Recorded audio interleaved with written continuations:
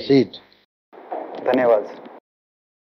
हाँ जी, गजेंद्र जी। जी सर। अच्छा, आप वरी सेकंड ग्रेड टीचर कहलाता है वरी? जी सर। कहाँ पर हैं? सर बावड़ी तहसील में, अटुंडी, जोधपुर जिले में। वहीं पे पोस्टेड हैं, जहाँ के रहने वाले हैं? हाँ। नहीं, और करंट रेजिडेंस में रहने वाले भी यहीं के हैं क्या आप?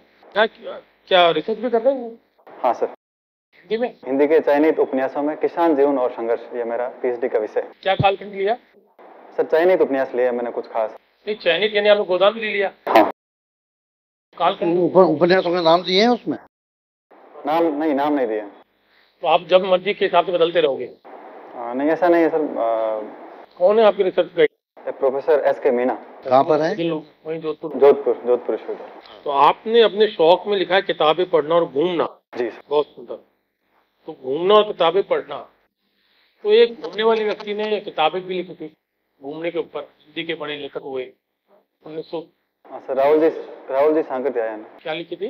घुमगड़ शास्त्र है एकदम। एक और रचना है उनकी घूमने के ऊपर ही, मेरी तिब्बत यात्रा भी है उनकी। इसके अतिरिक्त रिकॉल नहीं कर पा रहा हूँ। गंगा से गंगा तक बहुत ही वहां से की थी। अब इसमें हम इसी में चर्चा करते हैं, किताब पढ़ना और घूमने पे भी आपका वो है। यात्रा वृतांत हिंदी में जो लिखे गए, आप राहुल सांकृत्यायन की बात तो हो गई, इसके अतिरिक्त आप यात्रा वृतांत में कोई 2-3 लेखक बता सकते हैं? जी सर, अभी एक हाल ही में लेखक है जो लिख रहे हैं, आलोक रंजन है। मतलब वो नवोदय विद्यालय में पीजीटी है, सियाहत के नाम से। सियाहत वो उनकी ये मतलब रचना है, मैंने पढ़ी भी है। आपने राहुल सांकृत्यायन को और आलोक रंजन जी को देखा, इस दोनों के बीच में इस परंपरा में बहुत लोग हैं। आलोक रंजन जी और राहुल सांकृत्यायन के बीच में यात्रा वृतांत की परंपरा में बड़े लोग हैं। हिंदी के कुछ बड़े कद्दावरों ने भी यात्रा वृतांत लिखे हैं। जी सर। सबसे आगे ही है। क्या लिखा उन्होंने? अरे यायावर याद रहेगा। Very good. उसमें आपने जोधपुर का वर्णन भी है? सर मुझे जोधपुर का वर्णन किया है उसमें? अरे यायावर रहेगा याद। आपने पढ़ा नहीं यानी? वो एक और किताब है आगे की, नाम है पता है? का वर्णन किया उन्होंने उसमें? सर वो मुझे याद नहीं आ रही है, लेकिन एक बूंद से ऐसा उछली, वो भी यात्रा वृतांत है। अरे यायावर याद रहेगा याद में उन्होंने जोधपुर का काफी वर्णन किया है। सर ये मुझे ध्यान है। तो ये जो आप कह रहे हैं कि आपने किसान का हिंदी उपन्यासों में जी गोदान की तो आप बात कर गई जी, इसके अतिरिक्त संजीव का फांस है, मधु कांकरिया का ढलती सांझ का सूरज है, पंकज सुबीर का अकाल में उत्सव है, और अभी हाल ही में शिव मूर्ति जी ने लिखा है अगम बहे दरियाव। हाँ। शिव मूर्ति अपनी कहानी के लिए जाने जाते हैं? जी जाना जाते हैं। कोई उनकी कहानी जो आपको बहुत रुचिकर लगी है? सर मैंने कोई कहानी नहीं अभी उनकी पढ़ी नहीं है। बड़े कहानी का क्या अपना वो विषय दोबारा बताइए पूरा? हिंदी के चयनित उपन्यासों में किसान जीवन और संघर्ष। ये चयनित क्यों शब्द लिया है? ये चयनित इसलिए लिया सर, उपन्यास बहुत सारे लिखे गए। नहीं तो विषय स्पष्ट नहीं है आपका? कुछ उनके नाम नहीं लिखे इन्होंने, पर उनको नाम देने पड़ेंगे आपको सब। 5-6 रिसर्च का टॉपिक तो कसा हुआ होना। या तो आप कालखंड लेते, या कोई धारा युग लेते विशेष, चल जाएगा, पर उसमें उसको नाम लिखने पड़ते हैं। चयनित उपन्यास वो उन्होंने बताया तो आप फ्री छोड़ रखते ऐसे करते थे प्रेमचंदोत्तर हिंदी उपन्यास में। हाँ तब भी चलता। अच्छा, गोदाम को छोड़ना नहीं चाहते ना?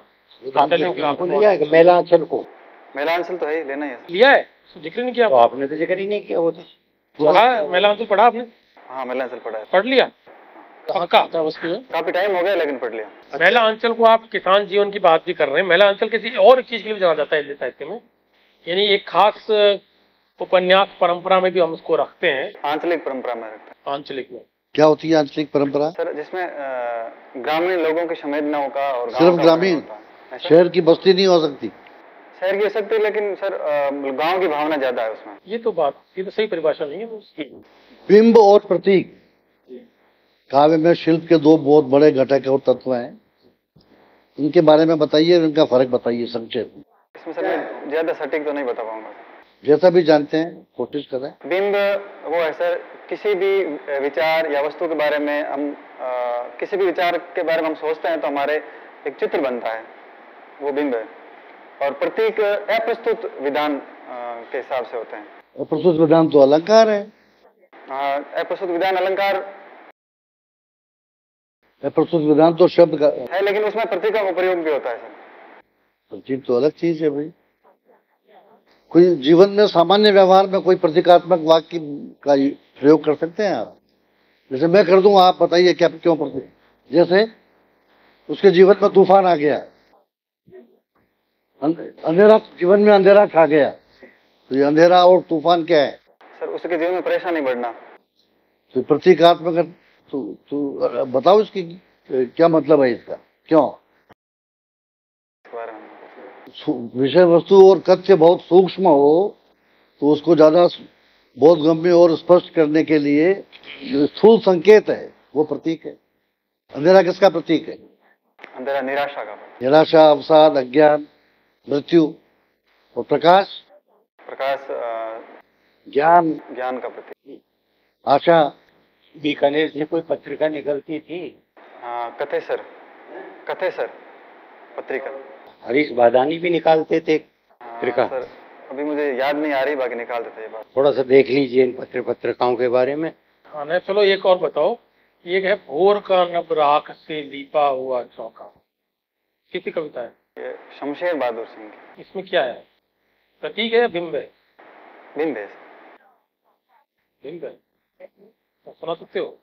सर पूरी याद नहीं है, उषा कविता है लेकिन याद नहीं। और याद है, और थोड़ा जो राजस्थान का समसामय के पत्रिका, ये इन चीजों को तैयार कर लीजिए। अच्छा, व्याकरण या भाषा ज्ञान के बारे में क्या पूछा है आपसे, बताएं?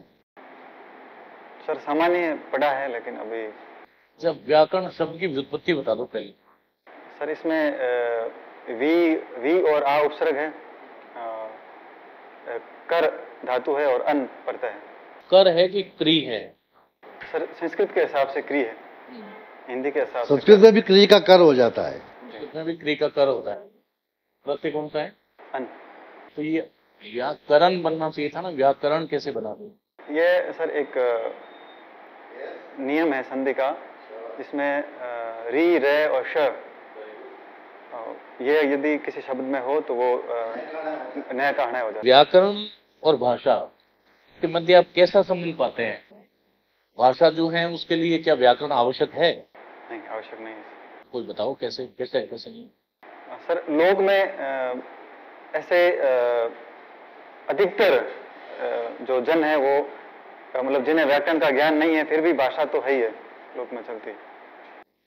हमारी व्याकरण में यदि संज्ञा नहीं होती क्या हो जाता? सर संज्ञा, व्याकरण में संज्ञा नहीं होती इसे तो सर क्या ही फर्क पड़ता है, भाषा में जरूर फर्क पड़ता है, लेकिन व्याकरण से ही भाषा में घटित होगी, तो भाषा में या व्याकरण में जो भी, क्योंकि व्याकरण का कोई अलग तो शब्द होता नहीं है, वही भाषा वाले शब्द ही व्याकरण में आएंगे। तो व्याकरण में यदि संज्ञा नहीं होती तो हमारा व्यवहार कैसा होता, या फिर उसकी क्या, भाषा की कैसी गति हो जाती? सर इस बारे में क्या पढ़ा सकते हैं आप? सर श्लेष अलंकार। कोई और पढ़ाइए श्लेष के अलावा। सर कविता लगभग कोई कविता का अंश पढ़ाइए आप। जी, ये कविता है माखनलाल चतुर्वेदी जी की, पुष्प की अभिलाषा।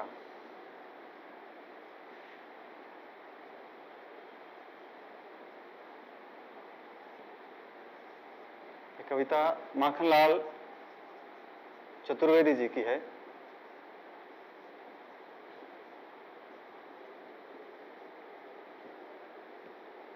शीर्षक क्या है कविता का? पुष्प की अभिलाषा। पुष्प की अभिलाषा। पुष्प की अभिलाषा। पुष्प, हाँ, कोई बताइए।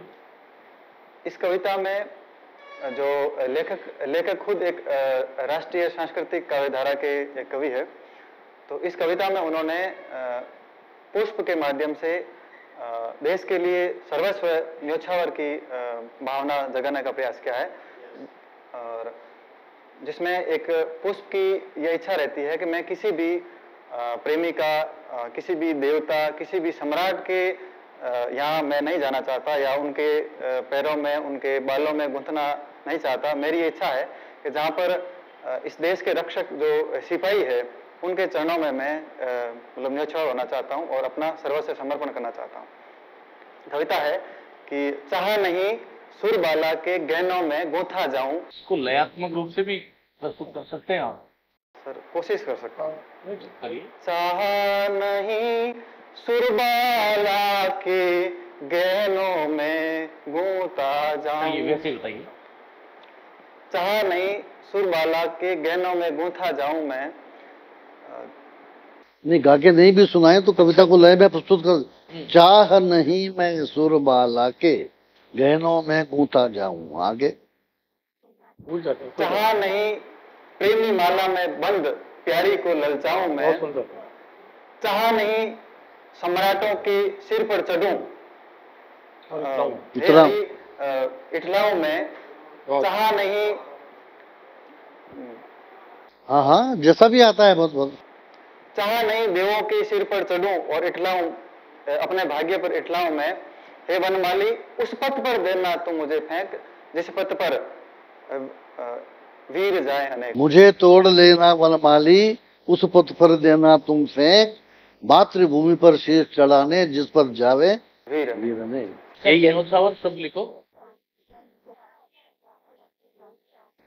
दिखावे के लिए नहीं। पड़ोसी,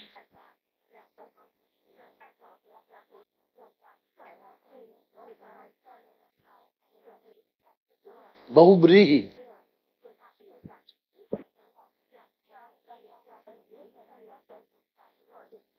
ये व्रीहि होता है कि व्रीहि होता है? सर पक्का तो नहीं कह सकते। बृहस्पति, ये sir Brihaspati.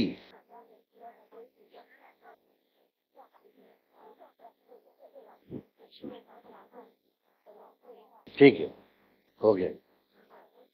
Thank you and good luck. बढ़िया। धन्यवाद कविता अच्छी पढ़ाई। सर। थैंक यू गजेंद्र, आइए। धन्यवाद। नहीं, पिछला जो साक्षात्कार हुआ था उसमें बहुत सुधार हुआ है। यूं कहूँगा कि 50% तक सुधार है। ये बात पिछली बार भी हम लोगों ने कही थी कि आपका व्यक्तित्व जो है वो बहुत सरल है, सहजता उसमें आ गई है, आत्मविश्वास भी बढ़ गया है। इस पूरे साक्षात्कार में बहुत सारी चीज़ें पॉजिटिव थी, लेकिन उसके अतिरिक्त पॉजिटिव ये था कि आपने पढ़ाया अच्छा, है ना। लेकिन ये पुष्प लिखा है कि पुष्प लिखा है? पुष्प। तो शो कैसे लिखा? सही करो ना यार। थोड़ा ऐसा लगता है जैसे आधा सह वो लिख दिया षटकोण वाला नहीं लग रहा, षटकोण वाला नहीं लग रहा यार। शब्दों को चबाते हुए बोल रहे हैं। सर वो मैं उच्चारण ठीक करने के प्रयास में ये गड़बड़ हो रही है। ठीक है तुम्हारा, हाँ हाँ सही ठीक करना चाहिए, बिल्कुल हो जाएगा, ये कोई गड़बड़ नहीं है, पक्का हो जाएगा, है ना। जो प्रयास करता है वो तो कर ही लेता है, ये साक्षी है मेरे इस बात का। हाँ, इन्होंने अपना उच्चारण सुधारा है तो बहुत जबरदस्त। हाँ हाँ, नहीं मेरा नहीं, इनका जबरदस्त। इनका तो है ही है सर। कोशिश जारी रहे। कोशिश कीजिएगा, सब हो जाएगा। व्यक्तित्व अच्छा है, विषय ज्ञान जो है वो ठीक है, पारिभाषिक शब्दों पर विशेष जोर दें। सर ने बहुत सामान्य सी की एक बात पूछी थी जो आपसे अपेक्षा सहायक आचार्य वाले से तो की जाती है, प्रतीक और बिंब। हाँ सर ये है। तो इसके बारे में तो अपन ने कुछ छोटी मोटी बातें पढ़ो और पढ़ो। अभी तक क्या है सर, वो एग्जाम के हिसाब से पढ़ा, उसके बाद किताबें बंद कर दी, पढ़ा ही नहीं। हाँ ठीक है, राजस्थान के साहित्य को फिर से पढ़ना है, पढ़ना है दोबारा। और चूंकि देखिए आपकी जो हॉबी है उसमें आपने घूमना लिखा है, तो मैंने कल ये बात आपसे कही थी कि फिर जो है हमें यात्रा साहित्य पर विशेष घूमते ही वो सवाल आ जाएंगे जो सर ने किए। प्रश्न जो है वहीं से आया, बहुत अच्छा प्रश्न था है ना। नहीं ये कल मैंने इनको जब क्लास में जब था कल, तो उनको ये बताया था कि यदि आपकी बोला था ना कि यात्रा साहित्य और ये तो इनके पास समय कम है, नहीं तो ये पूछते कहाँ कहाँ गए हो घूमने के लिए, फिर वो नई तरह की ज्यादा बात। एक बूंद सहसा उसकी बहुत बढ़िया किताब है, उनकी जो यूरोप की यात्रा है। जवाब लोग देते ही नहीं। तो सहजता आत्मविश्वास ठीक है। उसकी में कि इटली यूरोप का भारत है। कुछ कविताओं के जो है ना वो पंक्तियां स्मरण होनी चाहिए, उदाहरण है ना, वो बहुत आवश्यक है। बढ़िया इंटरव्यू।